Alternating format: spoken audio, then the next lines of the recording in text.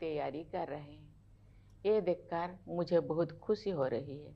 स्वाधीनता दिवस के अवसर पर लहराते हुए तिरंगे को देखना, चाहे वो लाल किले पर हो, राज्यों की राजधानियों में हो या हमारे आसपास हो, हमारे हृदय को उत्साह से भर देता है।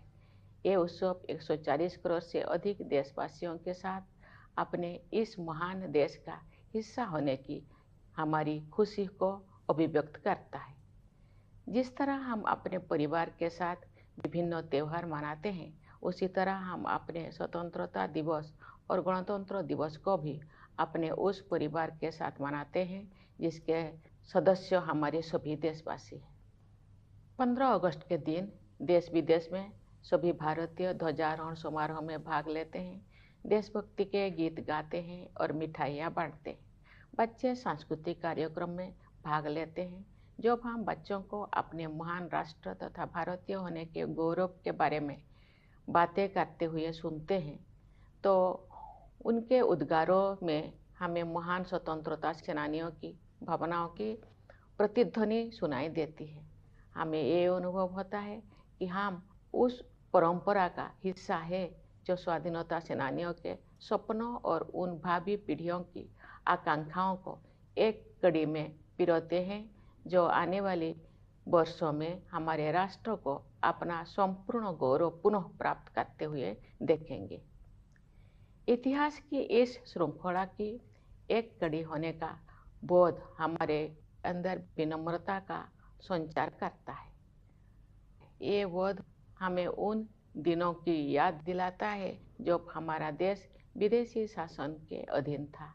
राष्ट्रभक्ति और वीरता से ओतप्रोत देश प्रेमियों ने अनेक जोखिम उठाए और सर्वोच्च बलिदान दिए। हम उनकी पावन स्मृति को नमन करते हैं। उनके अथक प्रयासों के बल पर भारत की आत्मा सदियों की नींद से जाग उठी, अंतर्धारा के रूप में सदैव विद्यमान रही। हमारी विभिन्न परंपराओं और मूल्यों को पीढ़ी दर पीढ़ी हमारे महान स्वाधीनता सेनानियों ने नई अभिव्यक्ति प्रदान की। मार्गदर्शक नक्षत्रों की तरह राष्ट्रपिता महात्मा गांधी ने स्वाधीनता संग्राम की विभिन्न परंपराओं और उनकी विविध अभिव्यक्तियों को एकजुट किया। साथ ही सरदार पटेल, नेताजी सुभाष चंद्र बोस और बाबा साहेब आम्बेडकर तथा भगत सिंह और चंद्रशेखर आजाद जैसे अनेक महान जननायक भी सक्रिय थे। ये एक राष्ट्रव्यापी आंदोलन था जिसमें सभी समुदायों ने भाग लिया। आदिवासियों में तिलका मांझी, बिरसा मुंडा, लक्ष्मण नायक और फूलो जानो जैसे कई अन्य लोग थे जिनके बलिदान की अब सराहना हो रही है। हमने भगवान बिरसा मुंडा की जयंती को जनजातीय गौरव दिवस के रूप में मनाना शुरू किया है। अगले वर्ष उनकी 150वीं जयंती का उत्सव राष्ट्रीय पुनर्जागरण में उनके योगदान को और अधिक गहराई से सम्मान देने का अवसर होगा। मेरे प्यारे देशवासियों, आज 14 अगस्त को हमारे देश विभाजन विभीषिका स्मृति दिवस मना रहा है। ये विभाजन की भयावहता को याद करने का दिन है। जब हमारे महान राष्ट्रों का विभाजन हुआ तो लाखों लोगों को मजबूरन पलायन करना पड़ा। लाखों लोगों को अपनी जान गंवानी पड़ी। स्वतंत्रता दिवस मनाने से एक दिन पहले हम उस अभूतपूर्व मानवीय त्रासदी को याद करते हैं और उन परिवारों के साथ एकजुट होकर खड़े होते हैं जो छिन्न भिन्न कर दिए गए थे।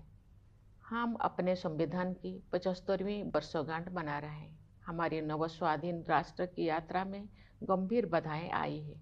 न्याय, समानता, स्वतंत्रता और बंधुता के संवैधानिक आदर्शों पर दृढ़ रहते हुए हम इस अभियान के साथ आगे बढ़ रहे हैं कि भारत विश्व पटल पर अपना गौरवशाली स्थान पुनः प्राप्त करे। इस वर्ष हमारे देश में आम चुनाव हुए। कुल मतदाताओं की संख्या लगभग 97 करोड़ थी, जो एक ऐतिहासिक कीर्तिमान है। मानव समुदाय इतिहास की सबसे बड़ी चुनाव प्रक्रिया का साक्षी बने। इस तरह के विशाल आयोजन के सुचारू और त्रुटि रहित संचालन के लिए भारत का निर्वाचन आयोग बधाई के योग्य है। मैं उन सभी कर्मचारियों और सुरक्षा कर्मियों का आभार व्यक्त करती हूँ जिन्होंने भीषण गर्मी का सामना करते हुए मतदाताओं की मदद की। इतनी बड़ी संख्या में लोगों द्वारा मताधिकार का प्रयोग करना वस्तुतः लोकतंत्र की विचारधारा का प्रबल समर्थन है। भारत द्वारा सफलतापूर्वक चुनाव आयोजित करने से पूरे विश्व में लोकतांत्रिक शक्तियों को ताकत मिलती है।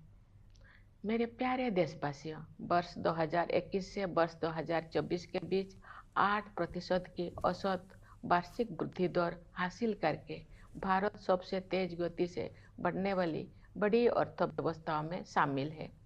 इससे न केवल देशवासियों के हाथों में अधिक पैसा आया है, बल्कि गरीबी रेखा से नीचे रहने वाले लोगों की संख्या में भी भारी कमी आई है। जो लोग अभी भी गरीबी से What if I tell you this 10 rupees